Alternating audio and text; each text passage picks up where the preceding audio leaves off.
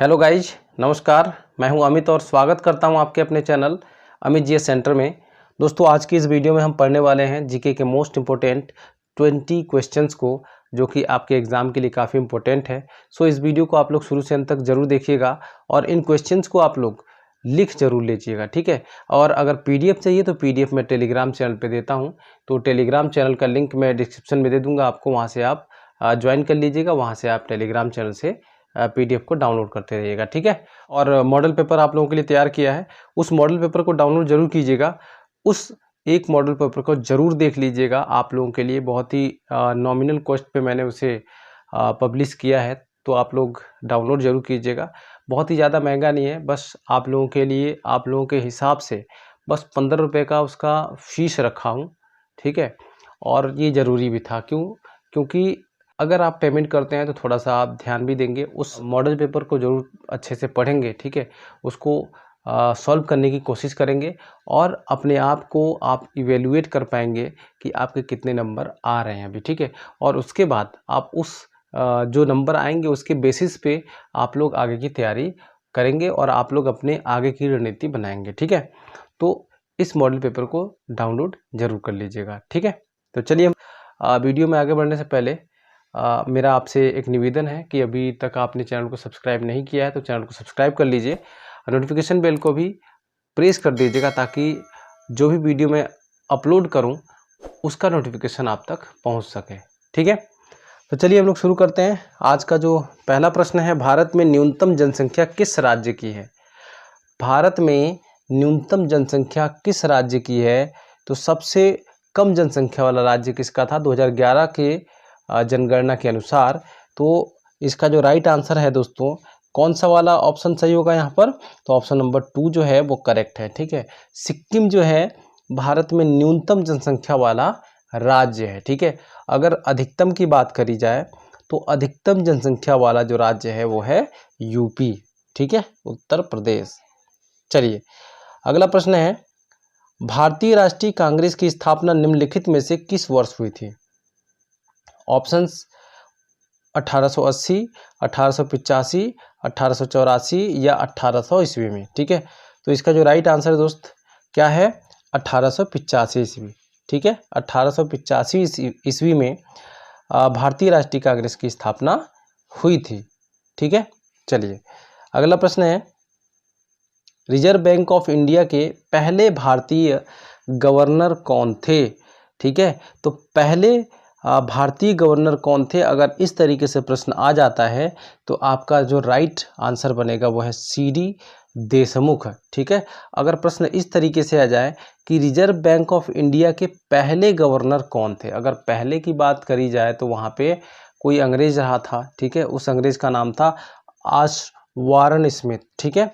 ये जो option number 1 देख रहे हैं आप लोग, ये पहले थे, ठीक है।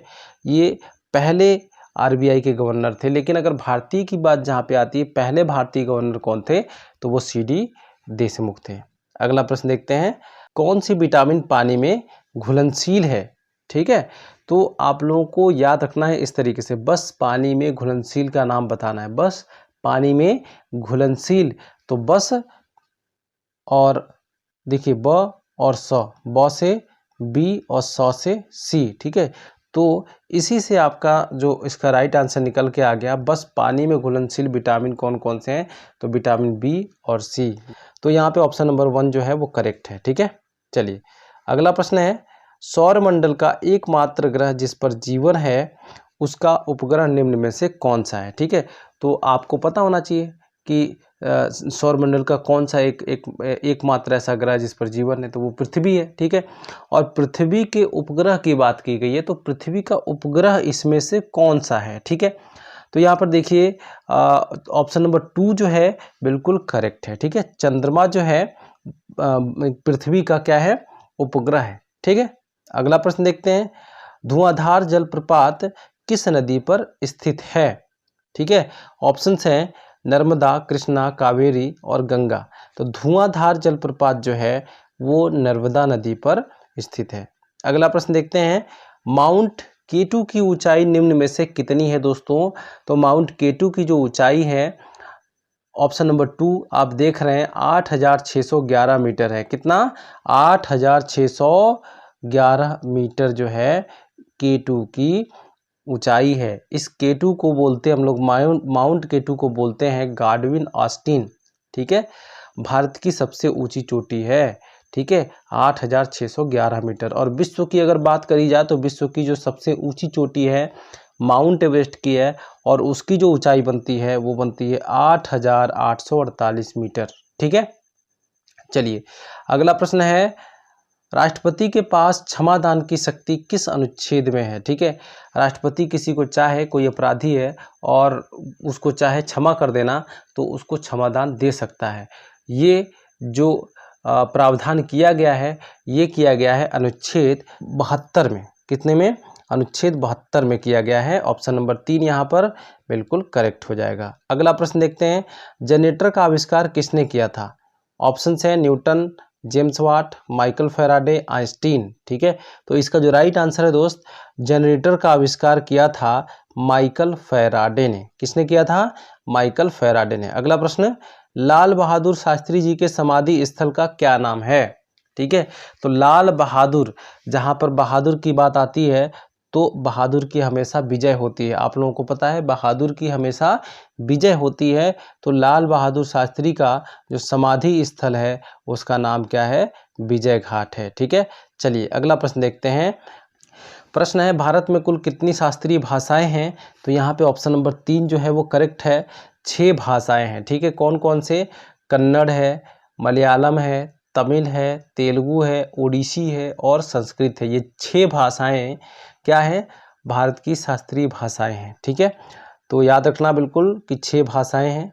अगला प्रश्न देखते हैं, दशकीय आधार पर जनगणना किसके कार्यकाल में प्रारंभ हुआ था? दशकीय आधार पर, एक तो वैसे जनगणना हो जाता है नॉर्मल क्या नाम साधारण तरीके से, और एक जो जनगणना शुरू किया गया दशकीय आधार पे जो अभी भी चल रहा है, हर 10 साल बाद जनगणना होती है, तो ये किसके कार्यकाल में शुरू हुआ था? ठीक है, तो इसका जो राइट आंसर है वह है रिपन के कार्यकाल में। ठीक है, और लॉर्ड मेयो के कार्यकाल में जनगणना का शुरुआत हुआ था, लॉर्ड मेयो के कार्यकाल में। ठीक है, और रिपन के कार्यकाल में क्या हुआ था? दशकीय आधार पर जनगणना शुरू की गई थी।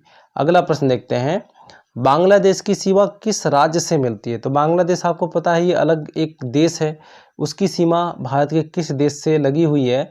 तो यहाँ पे जो राइट आंसर है वो है पश्चिम बंगाल से लगी हुई है। कहाँ से? पश्चिम बंगाल से लगी हुई है। अगला प्रश्न देखते हैं, सरोजिनी नायडू ने किस अधिवेशन में कांग्रेस की अध्यक्षता की थी?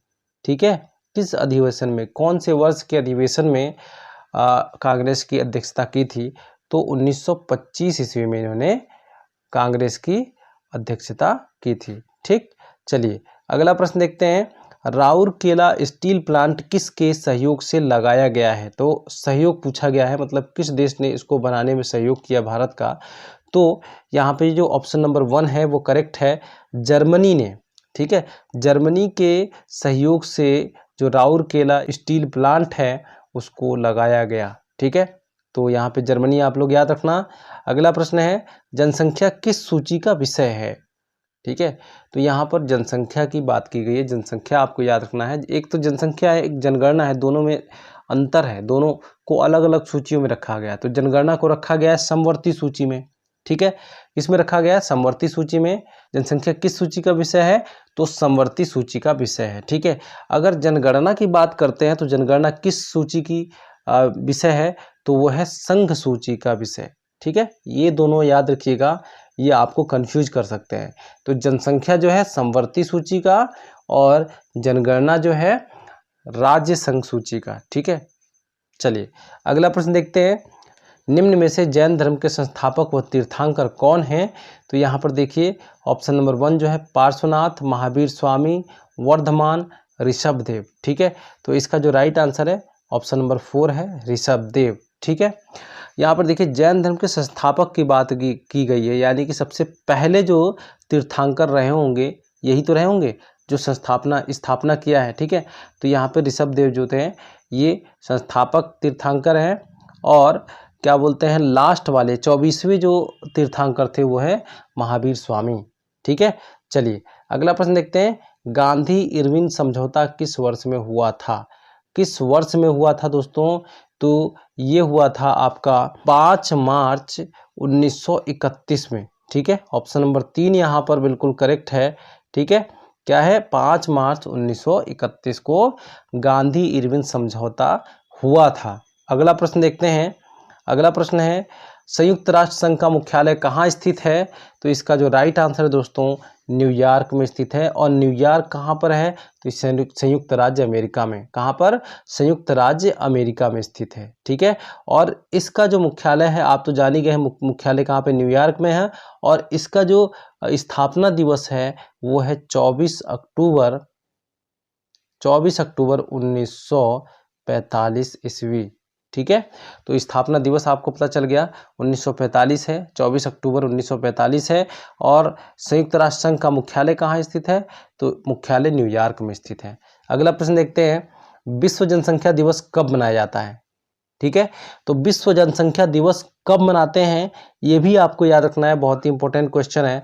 11 जुलाई को मनाते हैं। ऑप्शन नंबर 2 जो है यहाँ पे करेक्ट है, 11 जुलाई को मनाते हैं। अगर जनगणना की बात की जाए तो जनगणना को किस सूची में शामिल किया गया है? तो जनगणना को संघ सूची में शामिल किया गया, या संघ सूची का विषय है। किसकी बात कर रहे हैं? संघ सूची का विषय है। कौन? जनगणना। ठीक है, लोगों का काउंटिंग करना, जो हर 11 वर्ष, हर 10 वर्षों में जो हम गणना करते हैं, ये किसका विषय है? तो संघ सूची का विषय है। ठीक है, तो दोस्तों उम्मीद करता हूँ कि वीडियो आपको पसंद आई होगी, और वीडियो पसंद आई हो तो वीडियो को लाइक कर दीजिएगा। और अभी तक चैनल को सब्सक्राइब नहीं किए हैं तो चैनल को सब्सक्राइब कर लीजिए, नोटिफिकेशन बेल को भी प्रेस कर दीजिएगा, ताकि जब भी मैं वीडियो अपलोड करूँ आप तक उसका नोटिफिकेशन पहुँच सके। ठीक है, तो चलिए मिलते हैं अगले वीडियो में, तब तक के लिए जय हिंद।